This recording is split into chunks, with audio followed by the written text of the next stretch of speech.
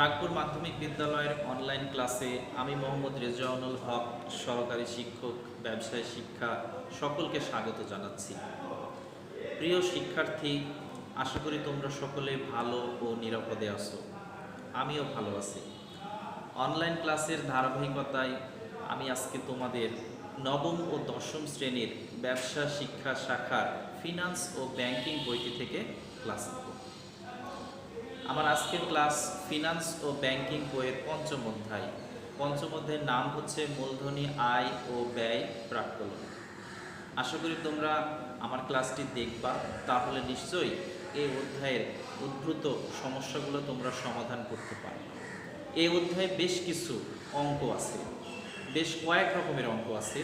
তো আমি অঙ্কগুলো ধারাবাহিকভাবে তোমাদেরকে সমাধান করে দেব। তোমরা আমার এই ক্লাসটি দেখবে এবং প্র্যাকটিস করবে, তাহলেই তোমরা এই অঙ্কগুলো সম্পর্কে একটা সুন্দর ধারণা নিতে পারবে। তো আজকে আমি তোমাদের শিখাবো গড় মুনাফার হার পদ্ধতি। গড় মুনাফার হার পদ্ধতি, এই অঙ্কগুলো কিভাবে সলিউশন করে, অঙ্কগুলো কেমনভাবে আসে আমরা সেইভাবে জানব এবং সেই অঙ্কগুলোর সলিউশন করার চেষ্টা করব।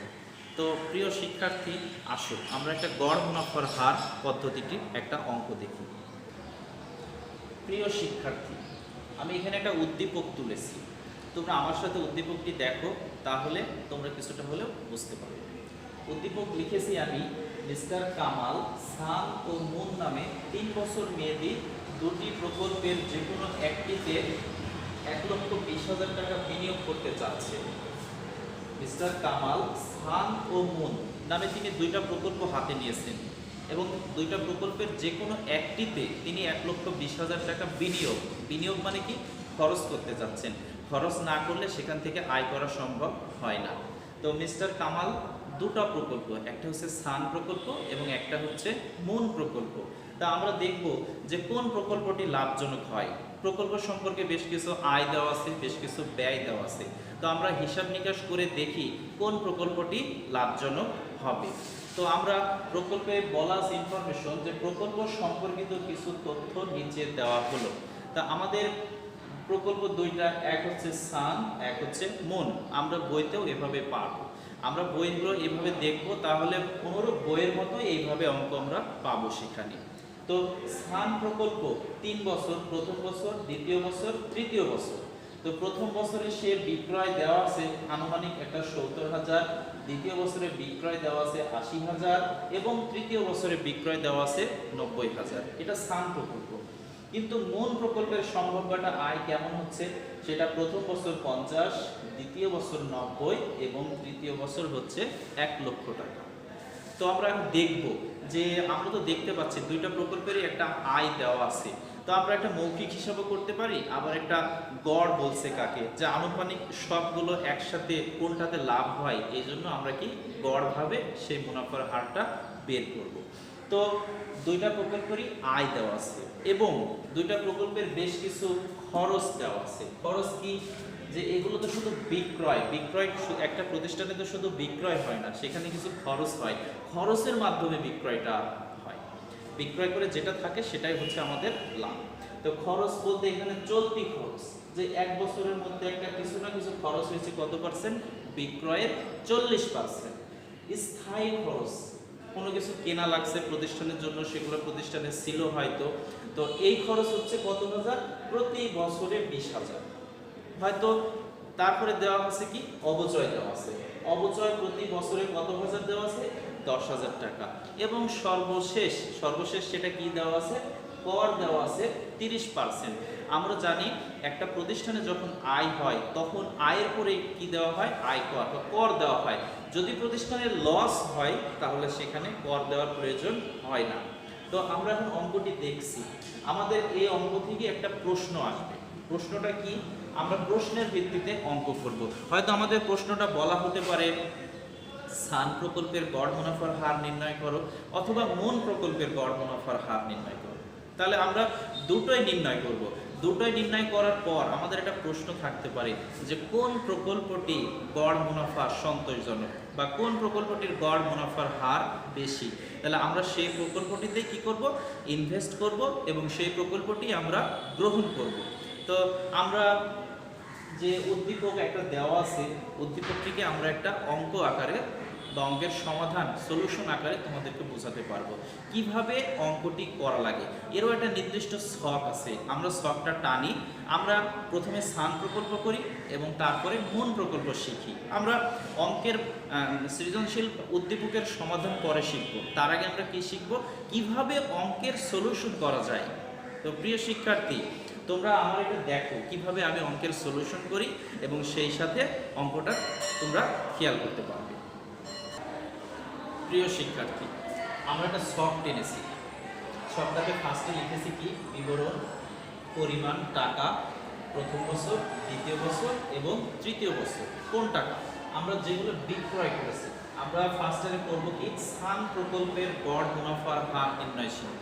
আমাদের লেখা আছে কি, স্থান প্রকল্পের গড় মুনাফার হার নির্ণয়। আমাদের ইনফরমেশন দেওয়া আছে, স্থান প্রকল্প প্রথম বছর আয় 70,000, দ্বিতীয় বছর আয় 80,000 এবং তৃতীয় বছর আয় হচ্ছে 90,000। আমরা বিক্রয় লিখলাম। প্রথম বছর আমরা স্থান প্রকল্পে বিক্রয় করেছিলাম 70,000 টাকা, দ্বিতীয় বছরে বিক্রয় করেছিলাম 80,000 টাকা এবং তৃতীয় বছরে বিক্রয় করেছিলাম আমরা 90,000 টাকা। প্রিয় শিক্ষার্থী, তাহলে আমরা যখন ছকের মাধ্যমে অঙ্ক করব, তাহলে প্রত্যেকটা অঙ্কতে একটা ইনফরমেশন বা তথ্য তোমাদেরকে দেওয়াই থাকবে। কি দেওয়া থাকবে? বিক্রয়ের পরিমাণ দেওয়া থাকবে। প্রথম বছর, দ্বিতীয় বছর, তৃতীয় বছর, এটা যদি হয় চতুর্থ বছর, বা যদি 5 বছর মেয়াদি হয় তাহলে পঞ্চম বছর। আমরা আমাদের অঙ্কে যেহেতু 3 বছর মেয়াদি, তাহলে আমাদের ছকে আমরা কয়টা ঘর নিয়েছি? 1 2 3। এটা যদি 5 বছর মেয়াদি হতো তাহলে আমরা 4 5, বা 4 বছর মেয়াদি হলে আমরা 4টা ঘর নিতাম। তো আমরা বিক্রয় লিখেছি। একটা প্রতিষ্ঠানের আয়ের একটা মাধ্যমই হচ্ছে কি, বিক্রয়। বিক্রয় করলে প্রতিষ্ঠানের আয় হয়। আয় থেকে সমস্ত খরচ বাদ দিলেই প্রতিষ্ঠানের একটা নেট লাভ চলে আসে। তো আমরা বিক্রয় লিখেছি প্রথম বছর 70 80 90। এরপর একটা প্রতিষ্ঠান চালাতে গেলে বেশ কিছু খরচ হয়। কিছু চলতি খরচ আছে, কিছু স্থায়ী নির্দিষ্ট সময়ের জন্য আছে, কিছু জিনিসের অপচয় আছে, সেগুলো মাইনাস করা লাগে। প্রতিষ্ঠানে যদি আয় হয় তাহলে আয়গুলো অবশ্যই সরকারকে কি দেওয়া লাগবে? আয়কর দেওয়া লাগবে, সেটাও কি হবে? মাইনাস হবে। তো আমরা খরচের দিকে আসি। কি বলা হচ্ছে? চলতি খরচ 40%। তাহলে আমরা 40% কার থেকে নেব? আমরা 40% নেব বিক্রয়ের উপর, বা প্রথম বছর আয়ের উপর নেব আমরা কত পার্সেন্ট? 40%। তাহলে আমরা এখানে লিখব কি, মাইনাস চলতি খরচ 40%। ক্লিয়ার?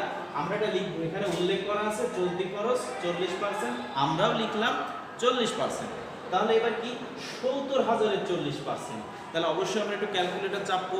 যারা এমনি এমনি মুখে মুখে পারবে তারা মুখে মুখে করবে, আর যারা পারবে না অবশ্যই একটু ক্যালকুলেটরের মাধ্যমে পার্সেন্টের হিসাবটা তোমরা করে নিও। তো আমি একটু মুখে মুখে হিসাবটা সেরে ফেললাম। তাহলে 70,000 এর 40% হয় 28,000 টাকা। 80,000 এর 40% হবে 4 8 32,000 টাকা। 90,000 এর 40% হবে 4 9 36,000 টাকা।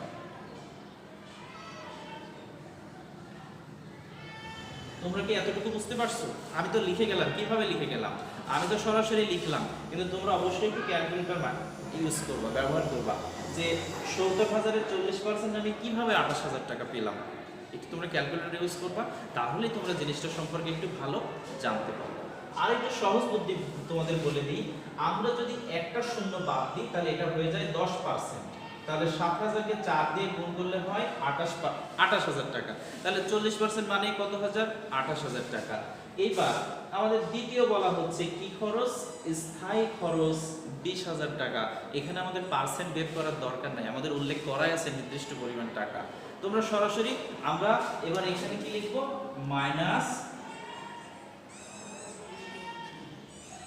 স্থায়ী খরচ। এখানে পার্সেন্ট যেহেতু নাই, আমরা পার্সেন্ট দিলাম না।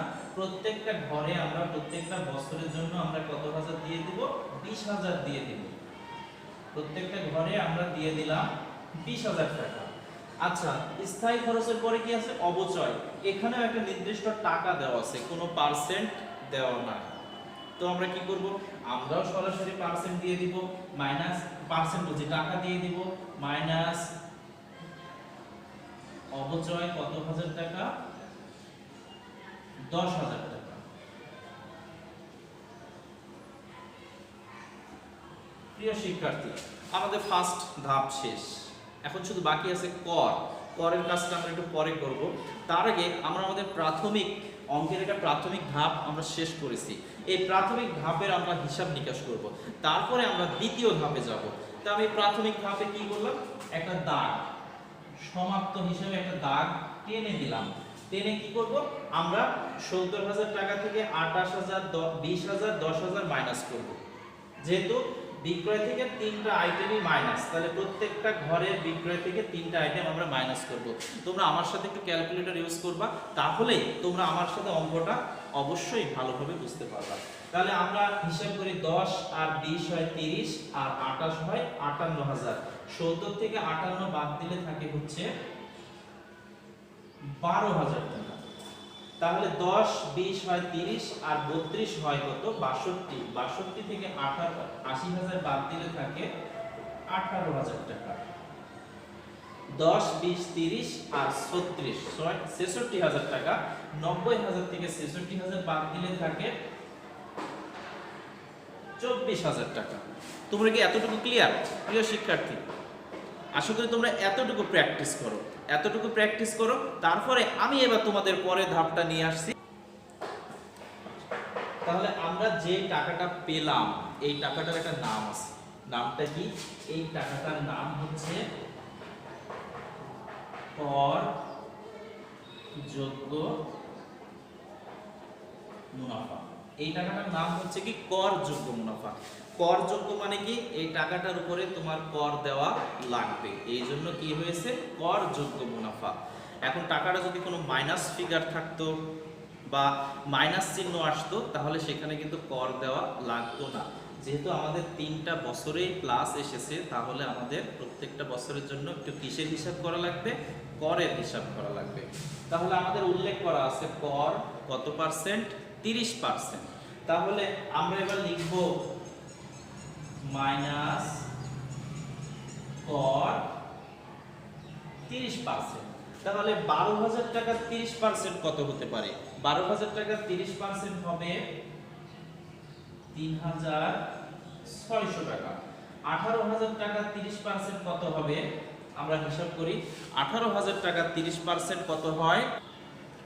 18,000 টাকা 30% হয় 3 18 54, 5,400 টাকা। এবং 24,000 টাকা 30% হবে 3 24 72, 7,200 টাকা। তাহলে এইবার আমরা অঙ্কের সবগুলো কাজ করেছি কিনা দেখি। আমরা চলতি খরচ বাদ দিয়েছি, স্থায়ী খরচ বাদ দিয়েছি, অবচয় বাদ দিয়েছি এবং লাস্টে আমরা কি বাদ দিলাম? করটাও বাদ দিলাম।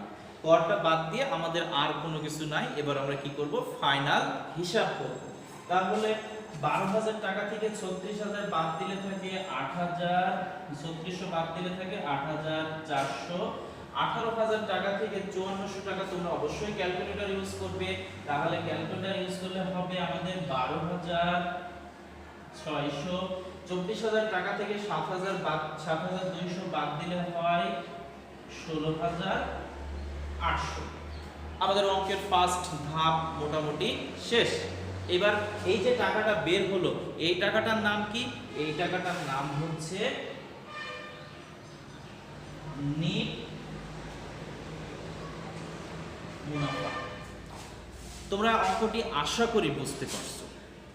এটা অঙ্ক এখনো শেষ হয়নি, কিন্তু আমরা অঙ্ক শেষ করতে হলে আরেকটু কাজ আছে। আরেকটু কাজ কিভাবে করব? আরেকটু কাজ আমরা দেখি। আমরা অঙ্ক করব গড় মুনাফার হার। আমরা জাস্ট করছি কি? নেট মুনাফা বের হয়েছে। নেট মুনাফা গড় মুনাফার হারের একটা অংশ মাত্র। তো আমরা এবার গড় মুনাফার হার অঙ্ক করতে গেলে আরেকটু কাজ করা লাগবে আমাদের। তো আরেকটু কাজ আমরা দেখি। দেখে প্রিয় শিক্ষার্থী, এবার আমরা পেয়েছি নেট মুনাফা। আমাদেরকে এবার বের করা লাগবে কি গড় মুনাফা। গড় মুনাফা কিভাবে করে আমরা নিশ্চয়ই সকলে জানি, যতগুলো সংখ্যা থাকে ততগুলো সংখ্যা যোগ করে সেই সংখ্যা দিয়ে ভাগ করলেই আমাদের কি বের হয়ে যায়, গড় মুনাফা বের হয়ে যায়। তাহলে আমাদের তিনটা যোগফল আছে, ৮৪০০, ১২৬০০ আর একটা হচ্ছে ১৬৮০০। তাহলে ১ ২ ৩, আমরা এই তিনটা অ্যামাউন্টকে আমরা ৩ দিয়ে ভাগ করব। আগে লিখি গড় মুনাফা সমান, আমরা লিখি ফার্স্ট আমরা লিখছি হচ্ছে ৮৪০০ যোগ ১২৬০০ যোগ ১৬৮০০, একে আমরা ভাগ করব কত দিয়ে, ৩ দিয়ে। আমরা একটু ক্যালকুলেটর ইউজ করি, যদি ক্যালকুলেটর না থাকে অবশ্যই আমরা একটু মুখের সাহায্যে হিসাব। প্রিয় শিক্ষার্থী, আমরা তিনটা যোগ করে পেয়েছি কত, ৩৭৮০০। তাহলে আমরা তাকে ভাগ করব কত দিয়ে, ৩ দিয়ে। তাহলে একে ৩ দিয়ে ভাগ করলে হয় ১২৬০০। এটা কি মুনাফা, গড় মুনাফা। আমাদের গড় মুনাফার পরের ধাপ হচ্ছে কি, গড় বিনিয়োগ। গড় বিনিয়োগের সূত্র হচ্ছে প্রাথমিক বিনিয়োগ যোগ 0 ভাগ ২। তাহলে আমাদের কি বিনিয়োগ বের হয়ে যাবে, গড় বিনিয়োগ। আমাদের অঙ্কের শুরুতেই আমরা প্রাথমিক বিনিয়োগ লিখেছিলাম কত, ১,২০,০০০ টাকা। আমাদের প্রাথমিক বিনিয়োগ হচ্ছে ১,২০,০০০ টাকা। এটা যে কোনো অঙ্কের শুরুতেই দেওয়া থাকবে এবং প্রাথমিক বিনিয়োগ বলেই উল্লেখ করা থাকবে। তাহলে তোমরা এখন আমরা লিখি, তাহলে আমাদের প্রাথমিক বিনিয়োগ হচ্ছে ১,২০,০০০ যোগ 0 ভাগ ২ সমান সমান কত হয়, ১,২০,০০০ হয়। তাহলে আমাদের হবে কত, ৬০,০০০ টাকা। আমরা দুইটা বের করেছি, একটা বের করেছি গড় মুনাফা এবং আরেকটা বের করেছি গড় বিনিয়োগ। এবার আমাদের অঙ্ক যেটা লাস্ট, গড় মুনাফার হার। আমরা এবারে লিখব কি, গড় মুনাফার হার সমান সমান, তোমরা যদি না জেনে থাকো তাহলে অবশ্যই আমাদের গড় মুনাফার হার সূত্র হচ্ছে গড় মুনাফা ভাগ গড় বিনিয়োগ ইনটু ১০০। গড় মুনাফা ভাগ গড় বিনিয়োগ ইনটু ১০০। আমরা দুইটা পেয়েছি, গড় মুনাফা পেয়েছি আমরা হচ্ছে কত, ১২৬০০। গড় বিনিয়োগ পেয়েছি আমরা ৬০,০০০ গুণ ১০০। তো আমরা অবশ্যই ক্যালকুলেটর ইউজ করব। আমরা ১২৬০০কে ৬০,০০০ দিয়ে ভাগ করে ১০০ করলে আমাদের উত্তরটা বের হয়ে যাবে। তাহলে আমি উত্তরটা সরাসরি বসায় দিলাম। উত্তরটা আমাদের হচ্ছে ২১%। তো অঙ্কটা আমরা সাম প্রকল্পটি করলাম, অনুরূপভাবে তোমরা মূল প্রকল্পটি, আমার এই অঙ্কটি দেখে দেখে বাসায় প্র্যাকটিস করো, তাহলে মূল প্রকল্পটি তোমরা বের করতে পারো। এবং মূল প্রকল্পটি বের করার পরে যেটা পার্সেন্টটা বেশি হবে, আয়ের পরিমাণ যেটা বেশি হবে, আমরা সেটাই গ্রহণ করব। তো মূল প্রকল্পটি তোমাদের নিজে নিজে প্র্যাকটিসের জন্য কাজ দেওয়া হলো। আশা করি তোমরা প্র্যাকটিস করবে, তাহলেই তোমরা এখান থেকে শিখতে পারবে। আজকে আমরা গড় মুনাফার হার শিখলাম। আগামী পর্বে আমরা পে ব্যাক সময় পদ্ধতি সম্পর্কে তোমাদেরকে জানাবো। সেই পর্যন্ত সকলকে ধন্যবাদ। সকলে ভালো থাকো, নিরাপদে থাকো, বাইরে গেলে অবশ্যই মাস্ক পরিধান করো। ধন্যবাদ। আসসালামু আলাইকুম ওয়া রাহমাতুল্লাহ।